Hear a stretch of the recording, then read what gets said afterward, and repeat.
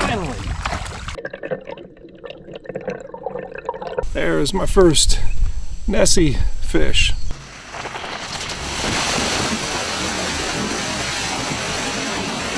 That's a better fish on the jig. Oh.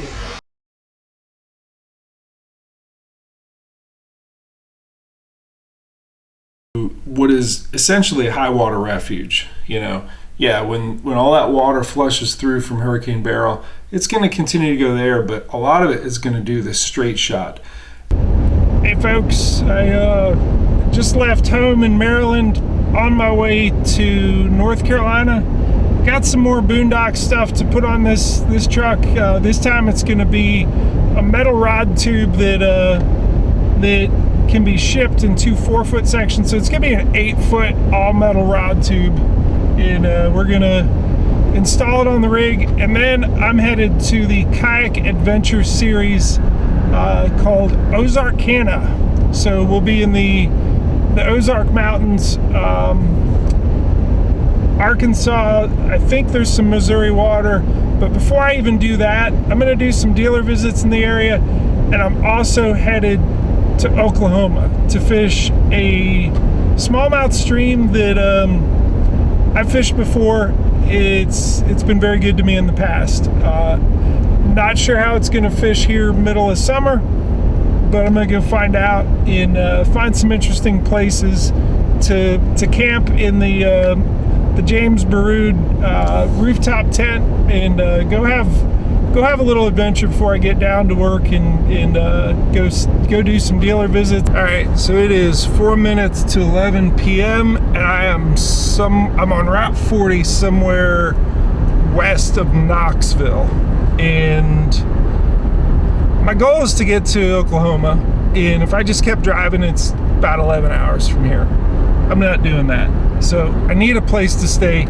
Usually what I've always done is, by now I already have, you know, a hotel or motel room reservation by 11 p.m. Sometimes later. Sometimes I just pull in and ask, do you have vacancy? And I'm getting messages from my buddy Andrea White, who I've talked to on the phone. She's our ACA, she's our champion for you know, kayak anglers earning ACA and certification to teach other kayak anglers to be safe and you know, good paddling skills. Anyways, she did a little research for me to help me out, and I'm gonna stop in a little bit and read the article, read excerpts of the article on what to do in terms of, you're not going to do the campground, you're not going to do the RV park, you're not doing hotel, motel, Airbnb, and it's too late for me to do the Harvest Host thing. What are my options? We're going to find out when I read that article here in just a little bit. Okay, so this is a blog by solowomenrv.com, and it's what stores allow overnight parking. I'm just gonna put this up here. All right, let me read some highlights. When traveling in your RV or motorhome, or I don't know, rooftop tent on a pickup truck, there are times when you want to park in the beauty of nature and RV park with all the amenities around, but there are times when you're passing through where you gotta just pick a spot. Let me fast forward to Walmart. I don't think I want to do Walmart. There's too much like riffraff, like crackheads at Walmart. Cabela's and Bass Pro Shops, I'll just tell you that some do, some don't, and you gotta either talk to the management and say, hey, can I do this or not? Camping World is another one. If you go to the Camping World website and search for locations, select the store you will be near and scroll to where it lists location features, and if overnight parking is listed, you're good there. Truck stops seems iffy. This is the one that interests me. Home Depot and Lowe's. You know, some hardware hardware store chains like Lowe's and Home Depot do allow RVs to park overnight. The parking lots are usually large and offer good in and out access. Some localities may not allow overnight parking, so be sure to look for the signs that say no overnight parking. There it is. So, at this point, I am driving around looking to see if there are any no overnight parking signs. I haven't seen any thus far. Looking at these poles, see if I can see anything that says no overnight. There isn't a whole lot here. No signage telling me not to do it. I guess I'm gonna pop up the rooftop tent and I don't know, I guess kind of be okay with if police officer does that. What is he gonna do out on the rooftop tent? I don't know. And says, move along, dude. We'll see how this goes.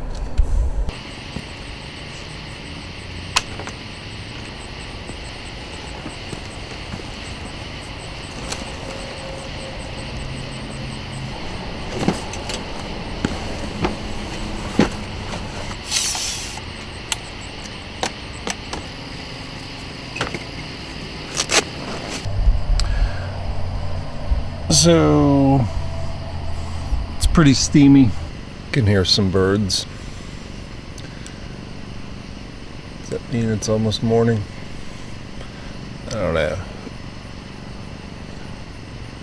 But it's stifling hot. And I think I'm gonna get moving. I think I'm gonna get some breakfast. Got some breakfast in the cooler.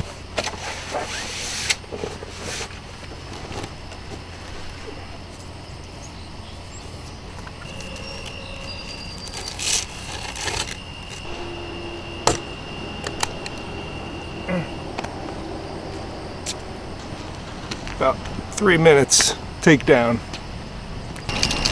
So I got a lock.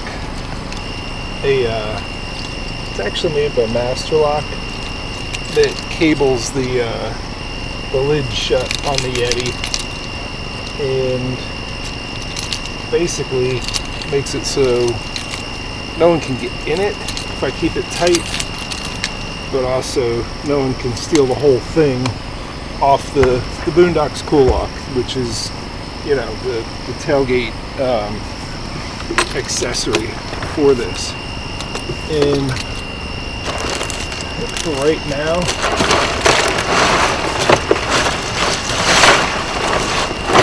yeah, I'm gonna hold off on getting a full meal, but I do have something better than hot coffee. Got some cold brew.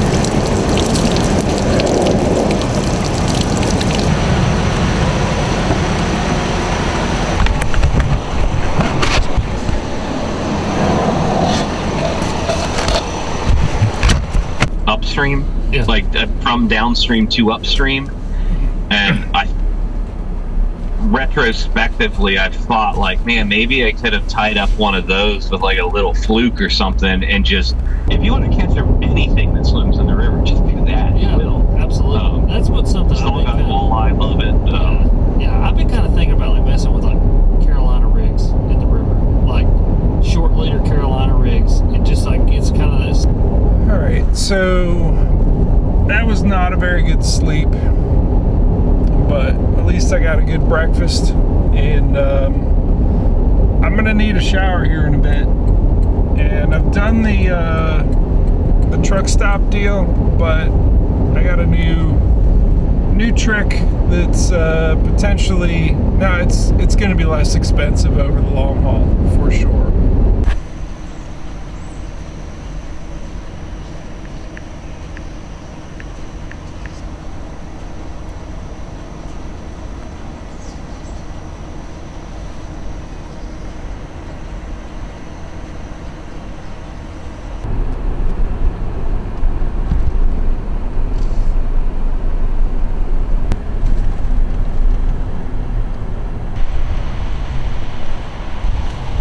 So I can't begin to tell you what a difference it makes. Just getting a good shower. I've been looking into the shower system that you can have on the rack, and I definitely want to get one of those at some point, but for like $30 a month, you get workouts on the road and just showers. And Planet Fitnesses are everywhere, so makes for a good start to the day.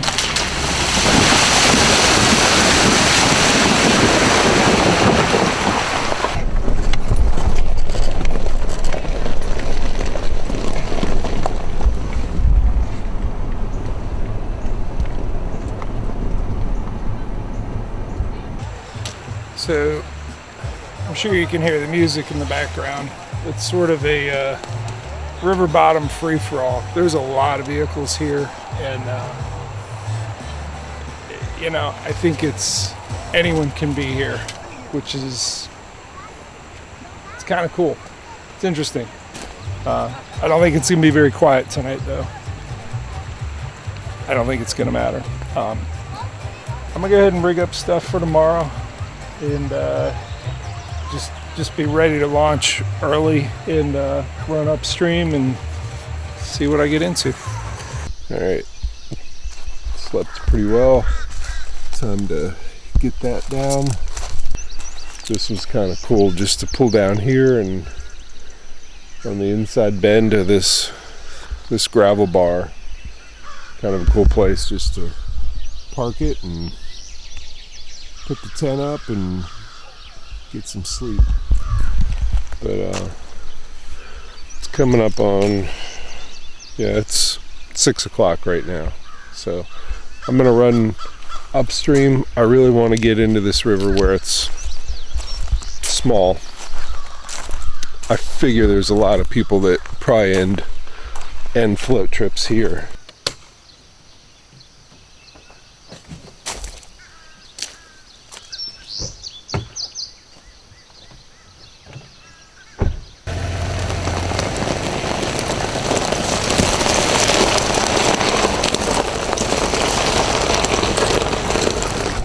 So camping on the river is nice. You get to listen to the river. I don't know, it's just a better experience. Certainly better than camping in a Lowe's parking lot, but that got it done too.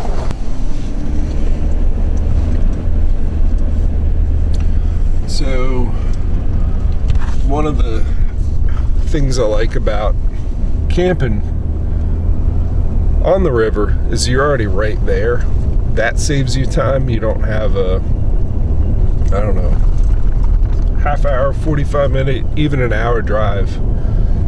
And man, that rooftop tent saved me even more time. And it really all kind of, like, yes, it is a nicer experience waking up and hearing the birds and hearing the gurgle of the river, and you're right there. But for me to be able to get my day started that quick, because I'm close, and because to break down camp didn't take me an hour, 3 minutes, like to knock that rooftop tent down was 3 minutes. same thing at the end of the day. So it all translates to more time doing what you came out here to do.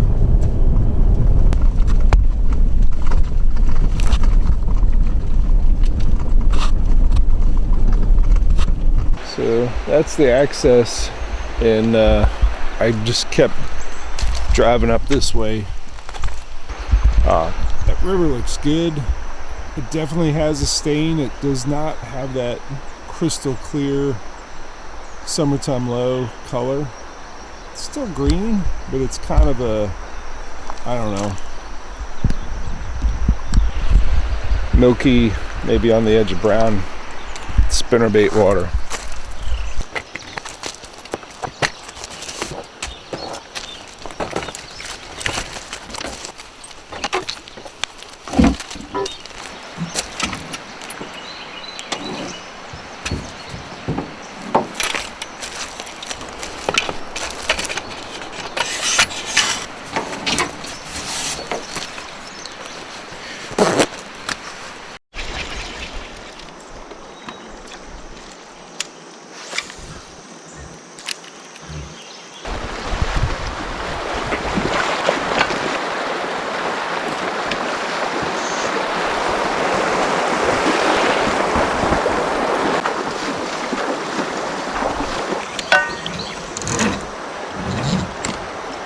I'd be throwing a chopo, but that first spot, I threw the crank and I got bit right away. I didn't get him,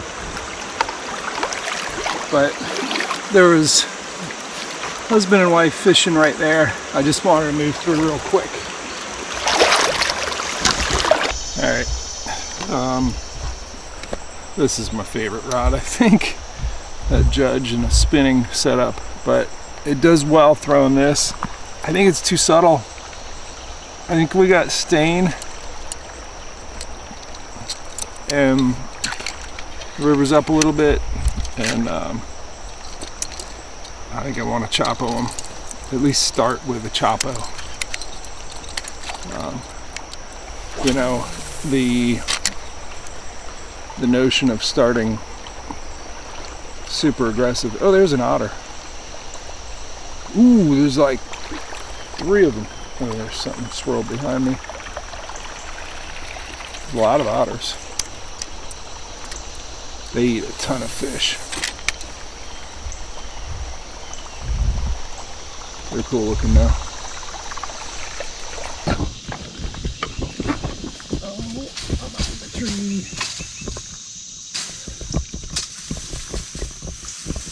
Got her, Chopo. Alright, gotcha. Got a little gold spinnerbait for a while. Got to rotate through a bunch of different things to figure out. Like I said, I did get one on the crankbait, or one bite on the crankbait, but that was deeper swift water. This just looks like a spinnerbait spot with that grass and the current seam. Like a little bit of white water there. Always helps in the summer to get some oxygen flowing in that water. All right, we're coming up on this mid-river, big old down tree, and I usually like to throw a spinnerbait at wood. For sure, wood on the bank, wood in combination with some grass, and yeah, spinnerbait comes out clean. But the crankbait with its treble hook does not come out clean, but we're out in the middle, we're not on the bank, so we're gonna have some depth, and for that reason I want that crankbait bill to dive down and grind in that, and at risk of getting snagged, I don't really care. Like, I'll go in after it with a plug knocker if I need to, but you know, get to the upstream side of it, smash it down in there, and there, swing the rod tip to go parallel with that, the length of the trunk. So alternating between the crayfish crankbait and this gold spinnerbait is letting me work 2 different parts of the water column. You know, the spinnerbait's a little bit higher, the crankbait is digging on the bottom. I'm gonna keep the crankbait going, but instead of the gold spinnerbait, which I may come back to because that does really well in throwing it at wood. But I'm gonna crank up my noise factor, throw that half-ounce jackhammer with the bucktail on there. See if see if I can call them in from further away than the spinnerbait does with its flash. The jackhammer in this muddier water, I think it just makes sense to get loud, see how far they're gonna run out and chase stuff. All right, I was just walking up through here because it was real shallow and swift and not deep enough for my motor, and wasn't gonna paddle it. But the reason I'm stopping is to show you that I just spooked a big fish from right where I'm standing. So you can see it's a little bit deeper than ankle deep. There's no feature here, and this is laminar flow. There's all the water moving from top to bottom is moving at the same speed, and it's not moving real fast, but there is current. But right below it, it takes off and it gets turbulent with, you know, with that wood and some other stuff. So this laminar flow spot is absolutely where they go when they're not eating. But it is the end of a long unbroken pool before it sweeps out. So that concept of your terminus of your pools, and I'm going to tell you it was a 19-inch fish. I mean, he moved out of right here as I was walking up, and he cruised out to there and just sat and looked at me. All right, so I'm going to need to get out here, and you may look at this as like darn it, I gotta get out, but honestly, this is the best situation that I've got to catch a big fish. I'm gonna drag this up, kind of park this on the side, and throw something in that laminar flow corner pocket, and I think it's time to pull a bigger bait out. I got that Berkeley Nessie. I'll launch that. It's kind of it's a more subtle big bait. I mean, obviously the Chapo is a not subtle big bait, at least the 128 side or 125. But this one, you don't move it real fast. It doesn't make a lot of noise other than when it splashes down. And I think that's ideal for sort of matching the quietness of laminar flow, where they're just apparently chilling.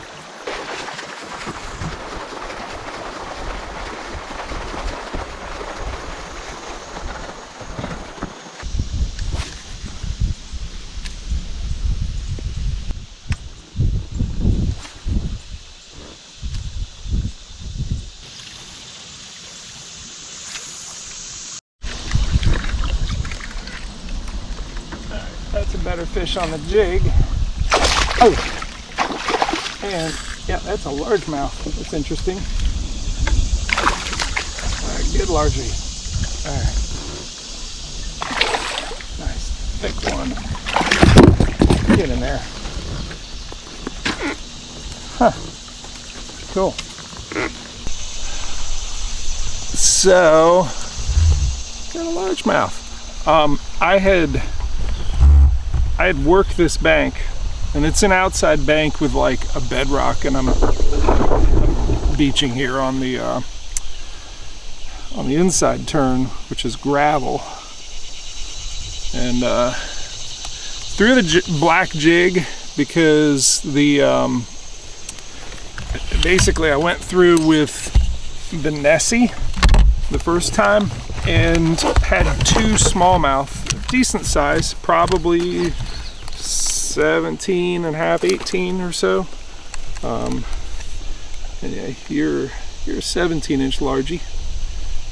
Big old hump on you. good drag puller. See you, guy. I threw the Nessie. It's a big bait and it moves slow, and it's like, hey, I'm injured, easy meal. And the smallmouth came up to it really fast and went and just, the second one touched it, the first one did not, but they come up to it and slurp at it. Whatever. I knew, hey, I got one there to show himself and one up at the top that actually hit it, but didn't connect with that belly treble hook. Let's take a look at the bait. But it was showing me, yes, there are fish here. So the treble hook's there on the belly. It's got this little wire keeper thing there that it kind of tucks up in there. And I mean, it's a low budget glide bait is what it is. It's an $11 glide bait, which I think is a lot easier for most people to stomach than, you know, going.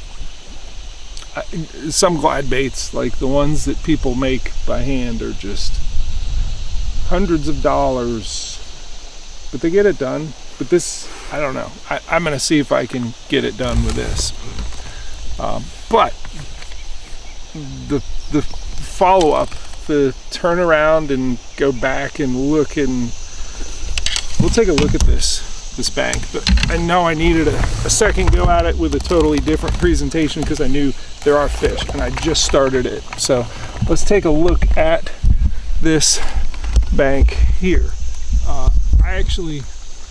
I walked up and fished like the corner pocket. There's like some bedrock, kind of little eddies and stuff there.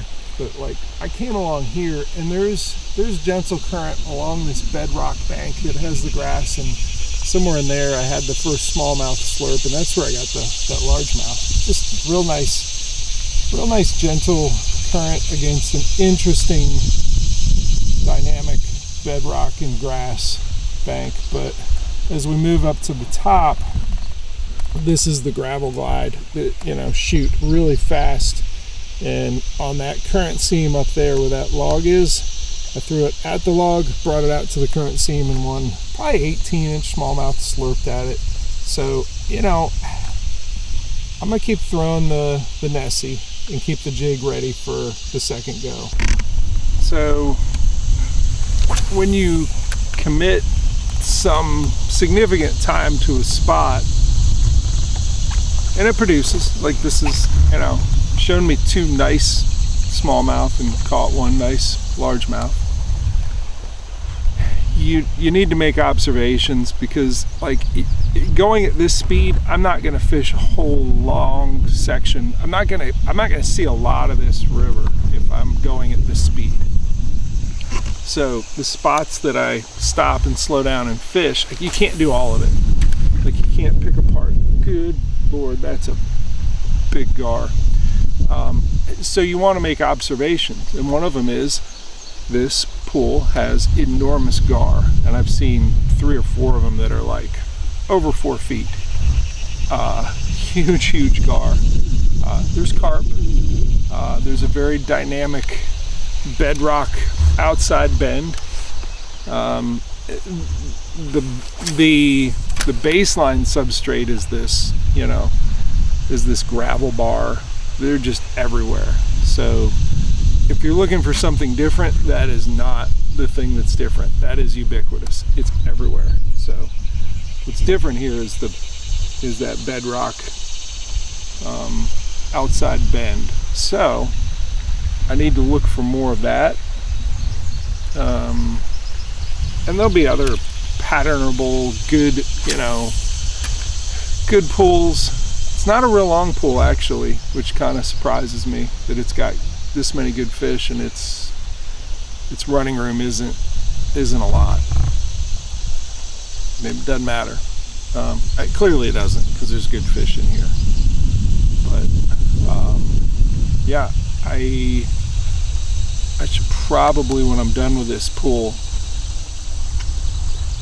go ahead and keep moving until I see another similar one or something else that is similarly interesting, dynamic, you know. But there is a lot of shallow, swift gravel glides that,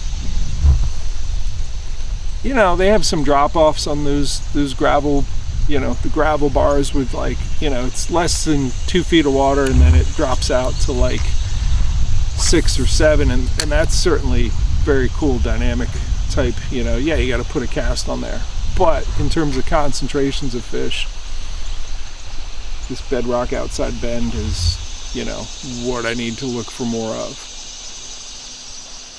All right, I'm at a hotel room in Missouri and editing this video with my remote editing studio, and I don't know until I edit a video if I'm going to need to, but it's illustration time. Let me sketch out something that's a concept, which is a final observation in the pattern development of, and I didn't catch many big fish, even have that many big fish interactions on this float, but there's one feature that I see after the fact. Hey, that's where I had most of my big fish interactions.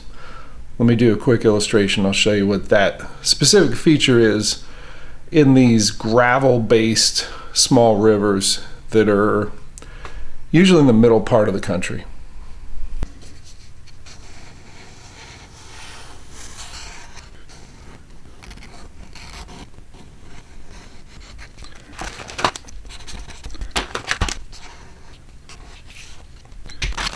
All right, let me just jump in and start explaining that the river flow is overall in this direction, right?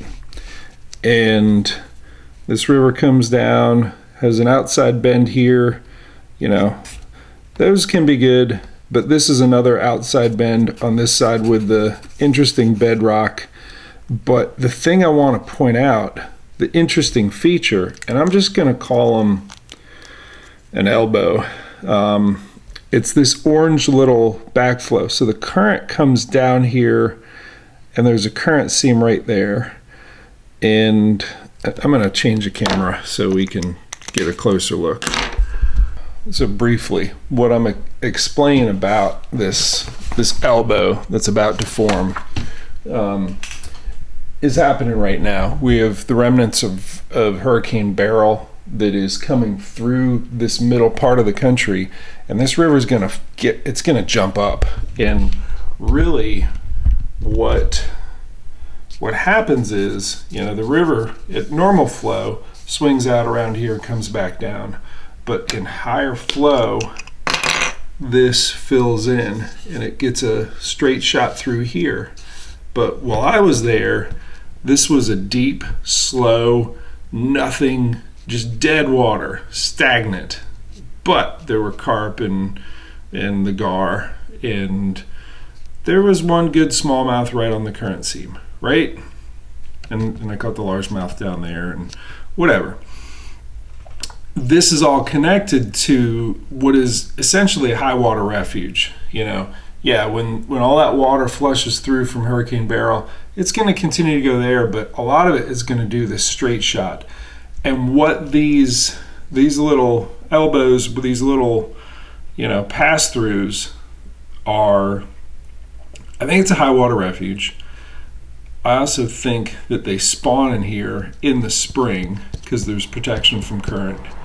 And I think that having one connected to, you know, good habitat down here is something that can hold fish that normally wouldn't in what's essentially a fairly short pinch off. Like, this isn't a lot of running room, but it's very good habitat for lower water, but for higher water they got that high water refuge when they won't be swept out. And I'm going to tell you, it's something that's specific to these gravel substrate based fisheries that are in the middle part of the country. I've actually seen them in Tennessee, some in Alabama, But for sure, these Ozark Mountain streams that really have a lot of gravel that gets pushed around, and the river can kind of migrate in different areas in that river bottom. These little cut through elbows. I don't know if that's the right term for them, but it's a little spur of normally dead water in higher flow. It's high water refuge. I think that's important. All right, let's get back to the adventure. Before we get back to this, one more thought on this. If you happen to fish these types of rivers, I bet you they winter there. That deeper, if it's deeper, they're not all deep, but there's a lot of them. If it's deeper water, I bet you they spend all winter right there where all these gar and carp were hanging out in that little spur. All right, these sort of,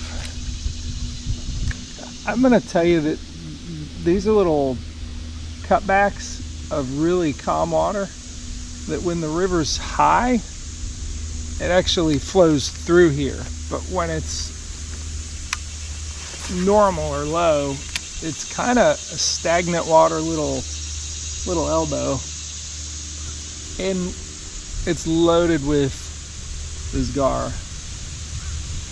But I can't imagine there isn't a couple largemouth in here. There's a lot of shade.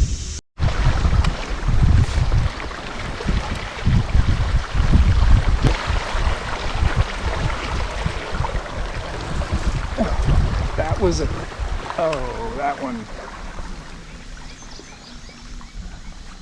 That was contact. Oh man, my little hook pincher won't hold anymore. There. Yeah, I had one come out of there and grab it. Interesting. Yeah, interesting spot to get a take. All right, a lot of log jams along here.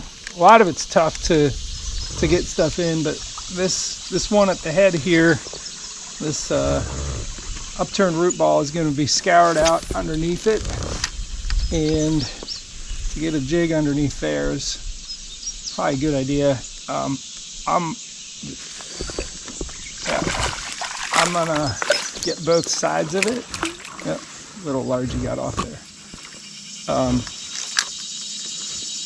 You know, these gravel glide rivers, the bottom substrate moves around quite a bit, and to scour out around the wood, the biggest wood is the root ball.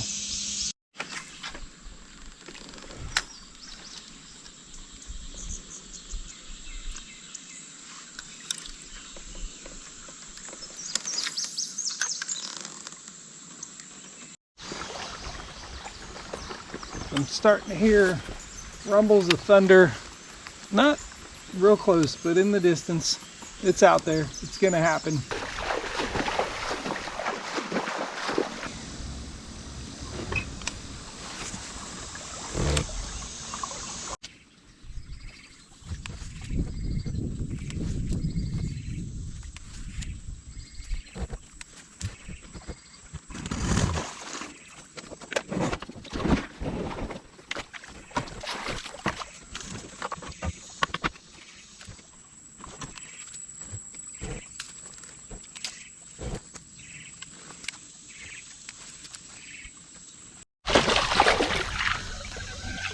All right, I finally got one of them hooked on this. Decent. Finally. Man, I've been stubborn about continuing to throw this thing. Yay! There's my first Nessie fish. Not a giant, but man, like, I've had some come at it, and some of them smack it, and some of it headbutt it, and just not take it. And this is the first one that just got it. Yay! All right. You know, sometimes when you come out with a new bait, and you just want to develop some confidence in it. It's all, you know, it's all it's about. And yeah, I mean, he's a 15-incher, so you know, certainly no trophy, but I'm really happy to get fish number one on really any glide bait. Like, I've not done much with glide baits, but this one's one that I don't worry about throwing into, you know, really snaggy stuff. It's one I don't worry about, you know.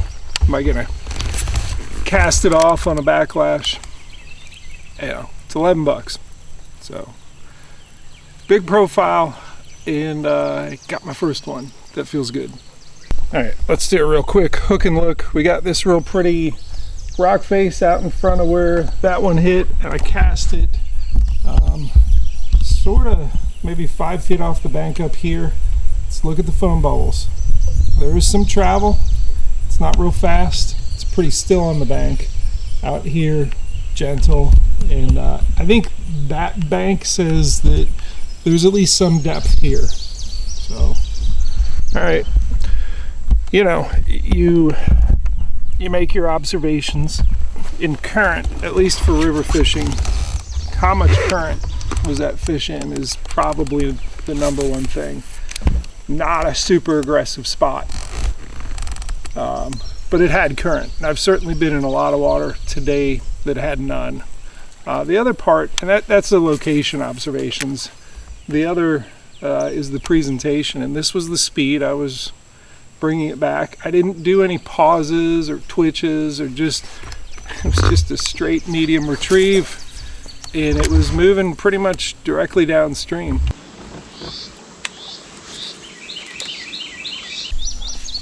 Now, when I caught the one that I did, I had recently put the Liquid Mayhem on there. I think I got the shad scent, and I don't know, does that make a difference? Man, this Liquid Mayhem got water in it, I think. It's squirting out instead of, I don't know, being the paste that it should be.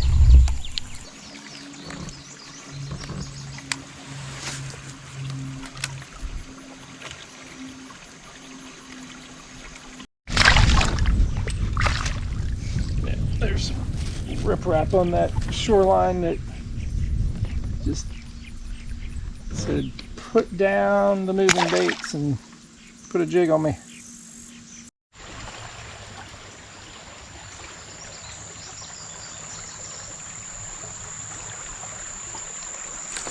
There we go.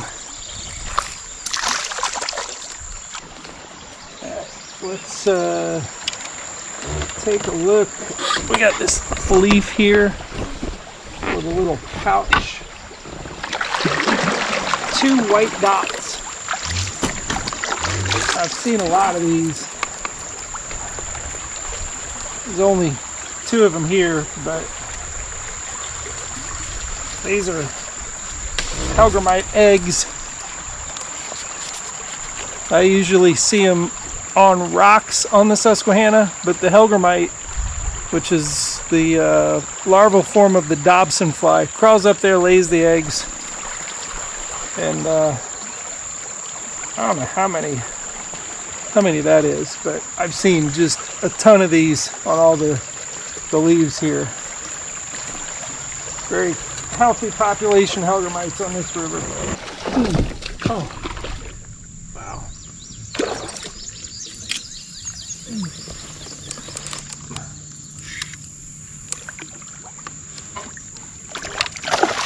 Yeah, you've already given me one good run. It's a nice largemouth on a jig in a very largemouth kind of spot. Where are you, a spot? You kind of got the stripes, those belly lines. Let's take a look. Yeah, look at that tongue patch. Definitely a spot. Well defined. You might have hybridized with the largemouth.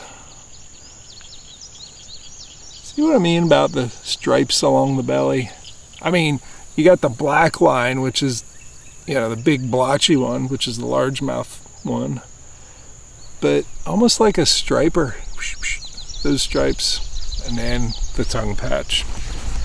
So, big swirly eddy,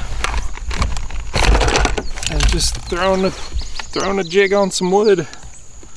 Good for, you know, what are you, 16 and a half? Yeah, 16 and a half. Okay, see you later, Spot. Or Largy, or whatever. You're not a smallmouth, I know that. Threw the jig all day.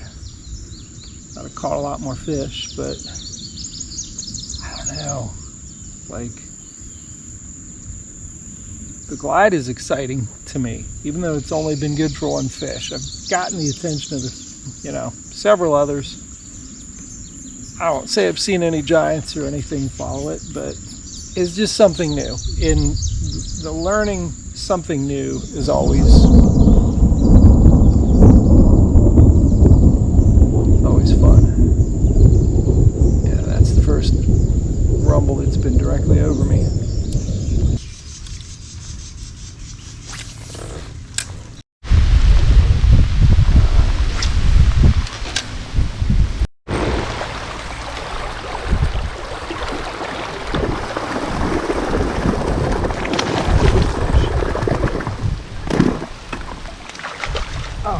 Freaking catfish. Are you kidding me?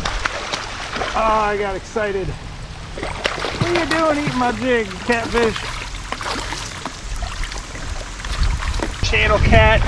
Good eater size, but I ain't gonna cook them. See you, guy.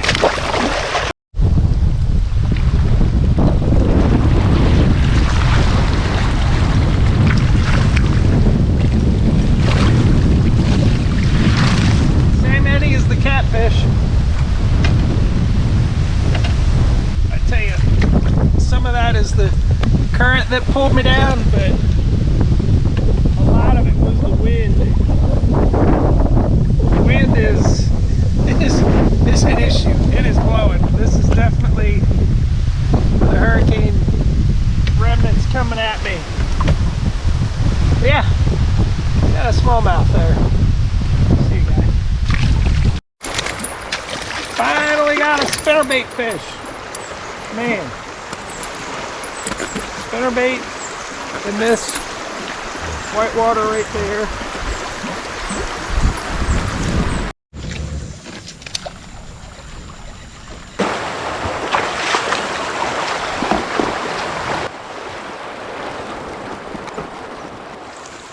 We got a lot more flow right now than we started the day with. It's making pulling up through these rapids just tricky. Glad I got enough depth here. I can do this. So I gotta be fast. I'm gonna do it on the other side. It's just a very short period of time before you get sort of sucked down. So I gotta get in position, make sure the motor's where it needs to be, and it isn't fouled up somehow, which kind of is there. That's straightened. And get the paddle ready, because that's going to get you, it's going to really break your momentum backwards, because you'll have backwards momentum really quick. It's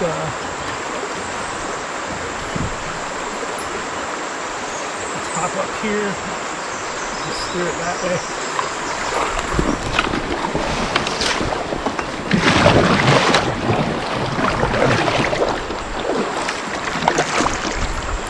Okay,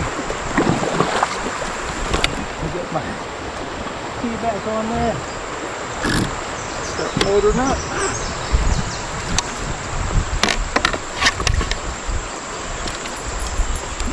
Some good logs to put a jig on.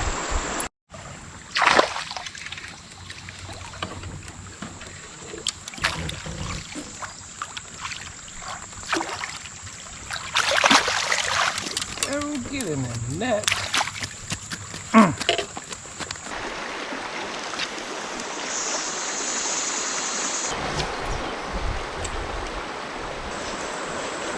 Feels like a little bit better fish, maybe, than the spinnerbait. Oh.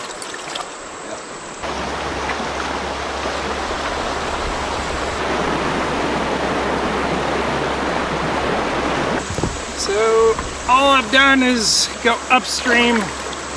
Today at some point I gotta go back down. It is 20 minutes till 6. I got light until 9 maybe? I don't know. I don't know how many miles I've gone up. My guess 6.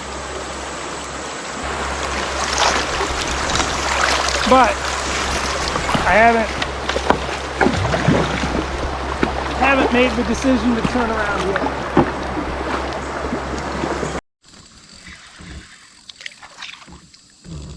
That one feels good.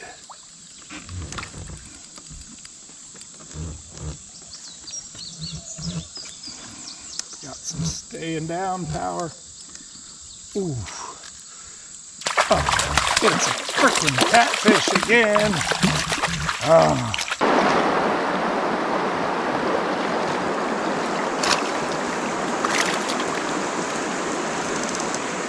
Okay. Found some white water. Throw some crankbaits in white water.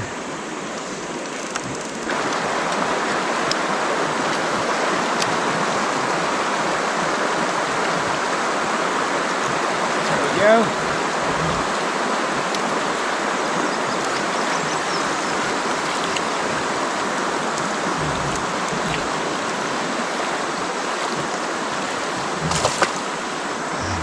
Fish. Yep, very good fish. I'm letting the current pull me down, and I'm gonna keep this guy buttoned.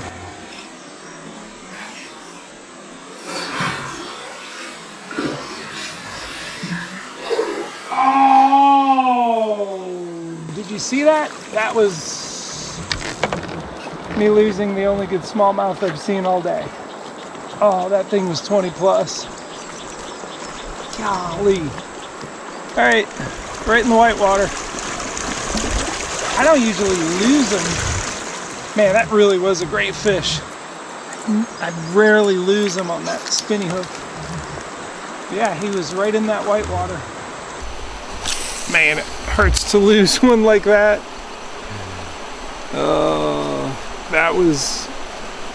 That's why I came here. Like I said, I've caught 20 plus inch fish out of this small river in the past. That was one of them. And whitewater and crankbaits is such an aggressive, I mean, it's a great way to catch them in the summer.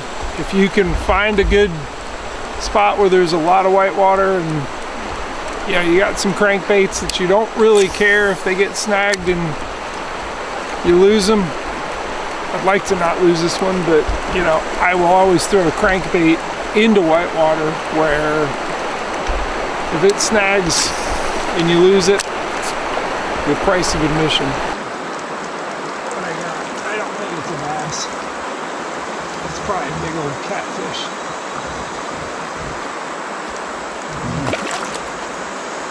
What do we got here? No, they got a drum, I think. Yep. Oh, big old drum.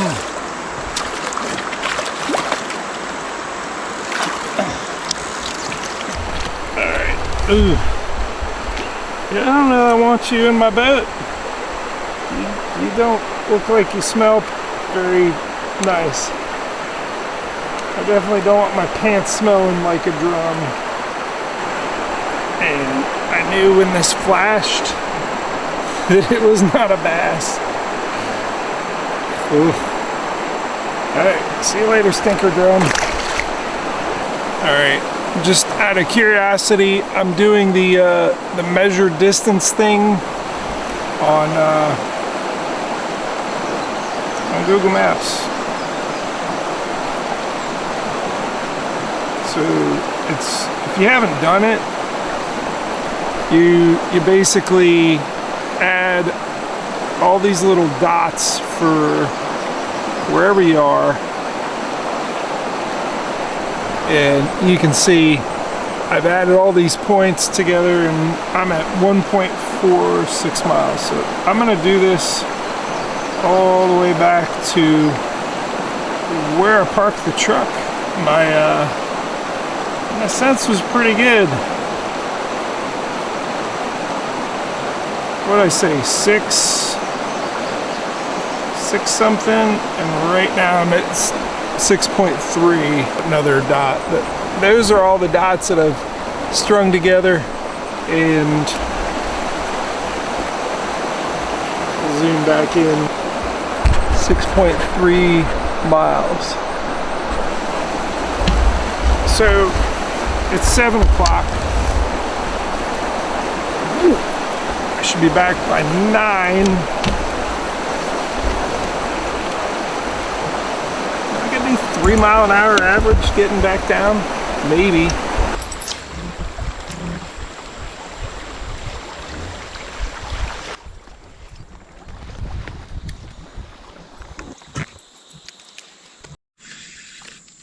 Finally got something on top water. Threw the Chapo on, and got a largemouth. Well, that was fun. Yay, top water. So this is the first one I've caught with the Savage Gear hooks that have braid as part of the eyelet. So I'll go ahead and get this guy back in there. Did you want to jump back in here? What are you doing, man? So, you know, one hooked, one landed. I'll keep track of, you know, is that a good hookup percentage, or hookup to landing percentage? Is that really working? So, all right, let's keep moving.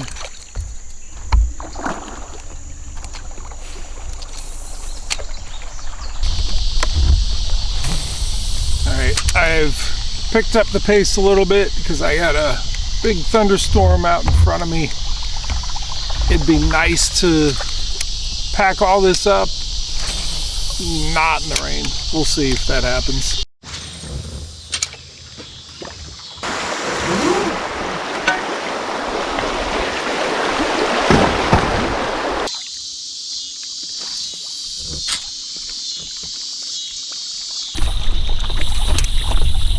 I guess I better holster this Chapo to knock off a big chunk of river and not fish it, just because I really wasn't sure of the distance. I haven't had cell reception, so in terms of knowing how far along I am in the 6 miles, it's kind of been a guess. The big thing is there was several big strainers that all the water pushed you into, and I know I had to hop out, and I took a sneak route to the right to avoid, you know, all the water slamming. It would have flipped me in 2 different places. So I think I'm past both of those, but I'm not entirely sure, and it's basically dark. Is it 9? Yeah, right at 9. So, but yeah, I think I'm done fishing for the day. I'll go ahead and give you a wrap up. I'm happy that I got practice in a little bit of confidence with the Nessie, that style bait, that glide bait with the hinge. It was just good to get some experience. I know I only caught one fish on it, but I do feel like once I get back home to the Susquehanna, get on my home water, I think that that presentation is really going to do well in quiet water, and usually that's the laminar flow, you know, where it's just kind of smooth and they're just laying in there chilling out. So but yeah, good day on the river here in Oklahoma, catching a mixture of smallmouth, largemouth, and spots, and I think it was nice camping out here on the gravel bar, and I will camp one more night, and then tomorrow morning jump back into the routine of doing dealer visits, running into Kansas and some Missouri, and come back to Arkansas, and then I go to the kayak adventure series, and I'm going to film Tim Perkins. That'll be the next episode, is filming Tim as he competes. So I'm gonna sign off because things are getting complicated here in the dark, coming through some skinny water, but I think this is my pool. I think this is my takeout.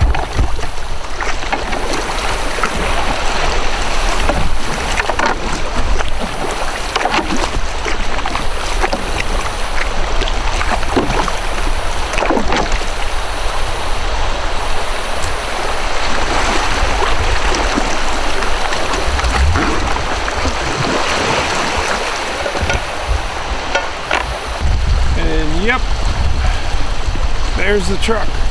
Good day. Thanks for watching. See ya.